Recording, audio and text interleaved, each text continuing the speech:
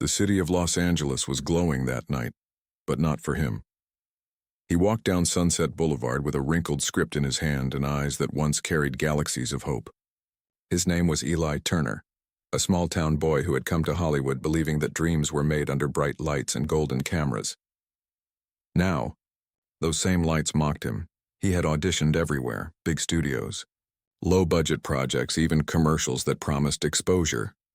But each time, the answer was the same. Sorry, we're going in a different direction. That direction never included him. He'd learned to smile at rejection, to pretend it didn't hurt. But at night, when he sat inside his rusted car parked behind an old diner, the weight of those words crushed him. He would scroll through photos of red carpets, awards and movie premieres, whispering to himself, one day, maybe one day. Sometimes he'd call his mother back home, masking his pain with laughter. Yeah, Mom, everything's going great. Got a call back today, he'd lie, looking at his empty inbox. She'd reply, I'm proud of you, son. Don't give up. He'd hang up before she could hear his voice break. Weeks turned into months. The audition slowed. He started taking shifts at a cafe just to afford gas and food. The manager didn't know he was serving lattes to the same producers who had once told him he didn't have the look. One afternoon, as he cleaned tables, he noticed a film crew shooting across the street. His reflection appeared faintly in their camera monitor. A man who had once believed in himself, now reduced to a background shadow. That night, rain poured over the city. He stood outside a studio gate, drenched, watching actors walk in for an audition he wasn't even invited to. The guard looked at him suspiciously and said, Closed for today, buddy. Eli just smiled and whispered, It's okay. Maybe tomorrow. He turned away, soaked and defeated, yet somewhere deep inside, a small flame refused to die. He didn't know it yet, but that single night, the one where he felt most forgotten, was the beginning of the chapter that would change everything. He didn't know that life was about to test him one last time, before changing everything forever. Days turned into a blur of silence and survival. Eli woke up each morning in the backseat of his old car, parked behind the same diner where he used to eat breakfast when he could still afford it. The seat leather was cracked. His clothes smelled of rain and exhaustion, but he still kept that worn-out script tucked inside his jacket, the same one he'd written years ago, hoping someone would see the fire behind his words. But Hollywood had already turned its back. Emails went unanswered. Casting agents stopped replying. His phone, once buzzing with possibilities, had gone completely silent. And then came the final blow, a letter from his landlord. Eviction notice. He stared at it for a long time, the words burning into his mind. That night he packed his life into 2 bags and a few clothes, a pair of old boots, and that notebook filled with movie ideas no one cared about. He parked near the beach that night, listening to the waves crash against the shore. The same ocean that carried dreams into this city now whispered them back. Broken. Still somewhere in him a voice kept repeating, hold on just a little longer. To survive, Eli started taking small jobs, waiting tables, washing cars, even handing out flyers under the sun. Some customers would look at him and ask, You ever thought of trying acting? You've got the look, he'd smile weakly. Yeah, I've tried. One night he sat alone in a diner, counting coins to afford coffee. On the next table, 2 producers laughed loudly. Another one of those wannabes cried at the audition today, one said. The other replied, They all think they're special until the city spits them out. Eli froze. He looked down at his reflection in the coffee cup. Tired eyes, unshaven face, but still that faint spark that refused to die. He could have interrupted, shouted, defended himself. But he didn't. He just smiled softly, the kind of smile that hides years of pain, and whispered, Maybe they're right. Or maybe not. When he stepped outside, the city lights looked colder than ever. He leaned against his car and looked at the night sky. The same one his mother used to say held wishes. For the first time, he didn't make one, he just whispered, God, if this isn't for me, show me what is. The next morning, while delivering coffee to a small theater downtown, a flyer caught his attention. Community acting workshop, volunteers needed. He almost walked past it, but something in him paused. A flicker, a heartbeat. He tore the flyer off the wall and folded it into his pocket. He didn't know it yet, but that simple decision, one quiet yes, was about to reignite the fire that the world had tried to extinguish. Have you ever been so close to giving up on your dream? Tell us in the comments. Your story might inspire someone today. Also, share where you're watching from. Let's see how many dreamers we have around the world. The small community theater sat quietly between an old bookstore and a pawn shop. Easy to miss, unless you were meant to find it. Eli stood at the entrance, holding the crumpled flyer he'd found the day before. He hesitated. Inside, laughter echoed, people greeting each other warmly. A world he no longer felt part of. Still, something whispered inside him. Go in. He stepped through the door. The theater was worn out, paint peeling, dusty curtains, seats that creaked with every step. But to Eli it felt like home. A woman with glasses, the director, greeted him with a kind smile. You here to act? She asked. Eli shook his head. Just here to help out. I can clean, move props, whatever you need. And that's how it began. For days he swept the stage, carried boxes, fixed lights. He never asked to perform. He just watched quietly as others rehearsed, studying their emotions, their timing, their fire. Sometimes, when the theater was empty, he'd stand on stage alone and whisper lines from his old script, as if talking to ghosts. Then one evening, fate stepped in. A rehearsal was underway, and one of the main actors hadn't shown up. The director looked frustrated. We can't keep wasting time, she sighed. Her eyes fell on Eli. Can you read his lines for now? Eli froze. Me? Yes, you. Don't overthink it, just feel the moment. He walked to the center of the stage, script trembling in his hands. The lights hit his face, warm, blinding, familiar. For a moment, everything else disappeared. He began reading, softly at first. Then something shifted. The words didn't just come out, and they came alive. Every rejection, every sleepless night, every tear went poured out through his voice. The audience of 5 people sat stunned. When he finished, silence filled the room. Then came the sound of slow, genuine applause. The director looked at him differently now, eyes wide, almost emotional. Eli, that was beautiful, she said. Where did you learn to do that? He smiled faintly. I didn't, I just lived it. That night, for the first time in years, he didn't feel invisible. He walked home beneath the streetlights not as a failed actor, but as someone who had finally remembered who he was. If life gave you one unexpected chance to prove yourself, would you take it or walk away? Comment your answer below. The small theater smelled of paint, dust, and old dreams. But for Eli, it had become sacred ground, a place where his soul finally breathed again. After that night, the director asked him to stay on as part of the cast. He didn't hesitate. He was no longer cleaning floors. He was standing on them, performing scenes, giving life to stories that felt real again. Every evening, the little audience of locals clapped for him, not because he was famous, but because they felt him. There was something raw in his performance, something that came from pain, humility, and hope. One night after another small play ended, a teenage boy approached him, phone in hand. Sir, I recorded your performance. I hope that's okay, the boy said nervously. Eli smiled. Yeah, that's fine. The teen added softly, You made me cry, man. You made me believe again. Eli didn't think much of it. He thanked him, packed his things, and walked home. But 2 weeks later, that video, a 2-minute clip of him delivering a heartbreaking monologue, exploded online. Someone had shared it on social media with the caption, This unknown actor just gave the performance Hollywood's been missing. Overnight, the views climbed into the millions. Comments poured in from around the world. Who is this guy? This is what real acting looks like. Give this man a movie already.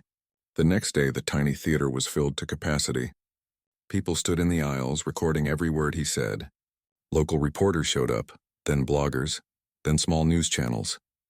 The director pulled him aside after the show. Eli, people are calling to book interviews. They want to know your story. He looked down, overwhelmed. My story? It's just failure and trying again, she smiled. Maybe that's exactly what the world needs to hear. Despite the attention, Eli stayed grounded. He still took the bus to rehearsals, still wore his old jacket, still called his mom every night to say, I'm doing okay now. And every time she said, see, I told you your time would come, his eyes filled with quiet gratitude. But Hollywood still hadn't called. The same studios that once ignored him were silent, pretending not to notice. And Eli didn't mind, because for the first time he wasn't chasing them, he was chasing truth. Then one morning he got an email. Subject line, short film collaboration? It was from a small independent filmmaker who'd seen his viral clip. I can't pay you, the message read, but I wrote a story that only someone like you can tell. Eli didn't even finish reading before replying. I'm in. The next few weeks, he poured his heart into that short film. No big sets, no budget, no fame. Just raw emotion and purpose. When the film released online, it struck a nerve. Critics called it unpolished but powerful. Viewers called it real. And somewhere out there beyond the glow of phone screens and social feeds, destiny was watching quietly. Eli's story was no longer about rejection. It was about rediscovery. The city that once broke him was starting to whisper his name again. Months passed, and the short film continued to circulate online, gathering slow but steady attention from filmmakers, critics, and dreamers who saw a reflection of themselves in it. Eli didn't think much of the numbers, though. He wasn't chasing fame anymore. He was chasing truth, that raw connection between his heart and the audience's. He was sitting in a small coffee shop one morning, sketching new story ideas in his notebook, when his phone buzzed. A message popped up from the same filmmaker who had directed his short. Eli, we got accepted into the Silver Frame Film Festival. He blinked. Wait, the Silver Frame? The one in New York? Yes, the filmmaker replied. We're screening next month. You're coming, right? Eli couldn't believe it. He'd spent years dreaming of a moment like this, and now, when he wasn't even trying, destiny had quietly delivered it to his doorstep. A few weeks later, he arrived at the festival. The crowd buzzed with energy. Actors, directors, journalists, the very world that had once shut its doors in his face. But this time he wasn't chasing anyone. He was simply there. When their film started playing, the room fell silent. Eli watched himself on the big screen, every tear, every pause, every breath, and realized something powerful. He wasn't acting anymore. He was telling the truth. As the credits rolled, the lights came back on. The theater erupted in applause.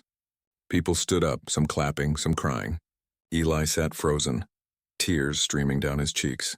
For years, he'd imagined this moment happening on a grand Hollywood set, but destiny had rewritten the script in her own way.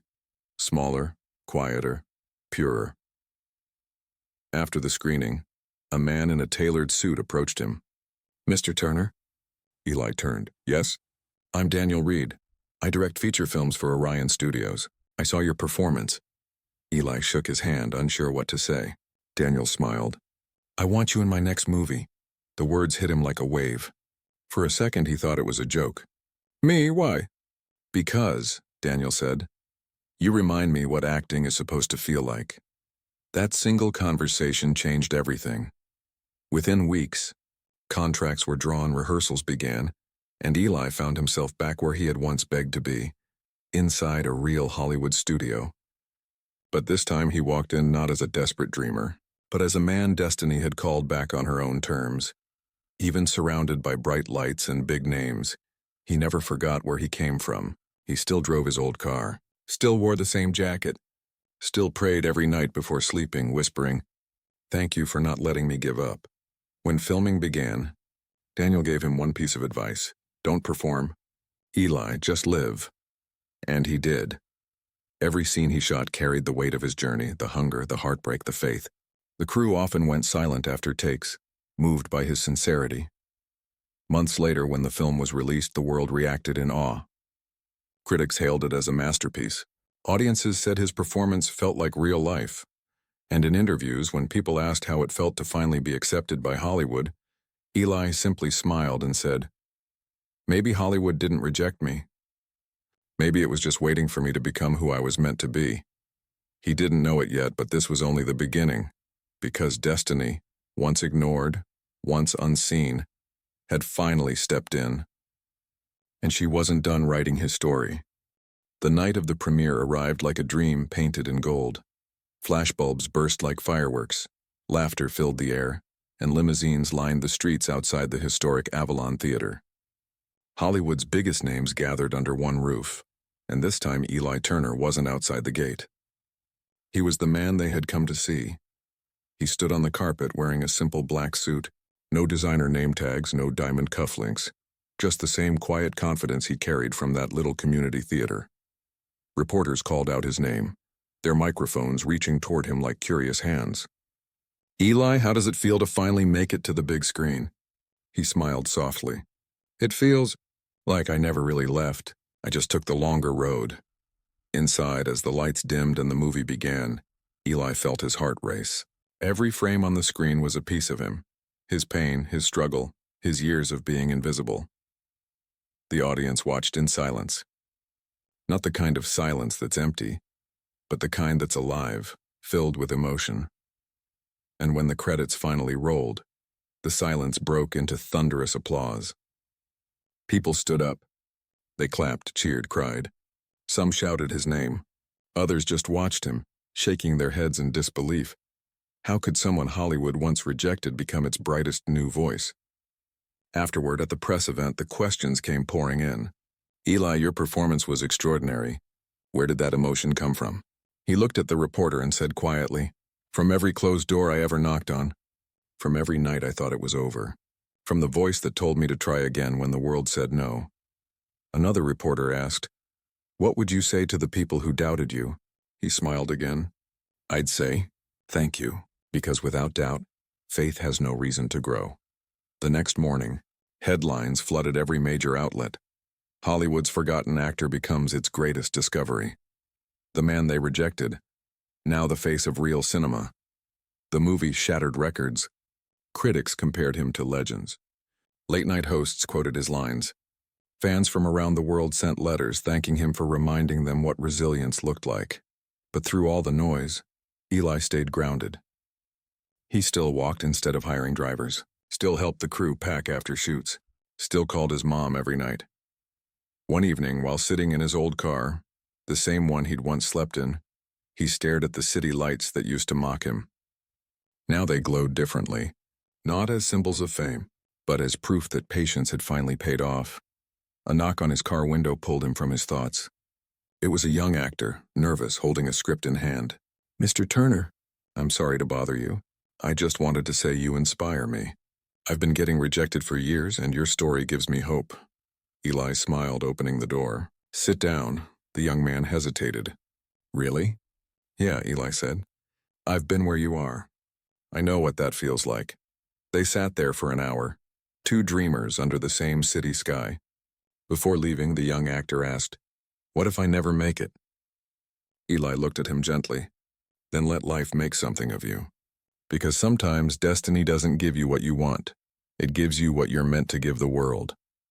Those words would go viral days later, clipped from a short backstage interview. By the end of the month, the quote appeared everywhere, on posters, reels, and news feeds. Eli had become more than a success story. He had become a symbol, a reminder that the slowest blooms are often the strongest. And when another reporter asked how he felt standing among the stars who once ignored him, he gave the line that silenced the room. Sometimes rejection isn't the end. It's the universe saying, "I've got something better waiting." Do you believe rejection can be a blessing in disguise? Type yes if you do, because maybe your delay isn't denial. It's destiny preparing your moment. The morning sun poured through his window, golden and calm. Eli Turner sat at his kitchen table, a cup of black coffee in hand, watching the world change around him, one notification at a time. His phone buzzed nonstop. Clips from his interviews, quotes from his speeches, and moments from his film were now everywhere. Across social media, television, and even classrooms. Millions had watched, millions had cried, millions had typed the same word in the comments: respect. The man Hollywood had once ignored had now become its conscience. A popular magazine ran a feature on him titled, "The Actor Who Taught the World to Believe Again." Another headline read, "From Rejection to Redemption, Eli Turner's Unstoppable Faith." But fame didn't change him. He still lived in the same small apartment, still drove the same car, still greeted people on the street with a smile that said, "I remember what it's like to be invisible." Yet something deeper had awakened in him. Everywhere he went, film schools, charity events, theaters, Young artists approached him with trembling hands and teary eyes, saying, "You gave us hope. You made us believe it's okay to fail. You reminded us to keep trying." And every time, Eli would respond with the same quiet humility, "I didn't give you hope. I just showed you what it looks like when hope refuses to die." Weeks turned into months. His movie continued to break records. Awards flooded in: Best Actor, Best Screenplay, even a humanitarian award for inspiring millions. But Eli didn't attend most ceremonies. He said red carpets fade, but stories last forever. One evening during a televised talk show, the host asked him a question that stopped the room. "Eli, after everything, the rejection, the struggle, the fame, what did destiny really teach you?" Eli looked down, thoughtful, his hands clasped together.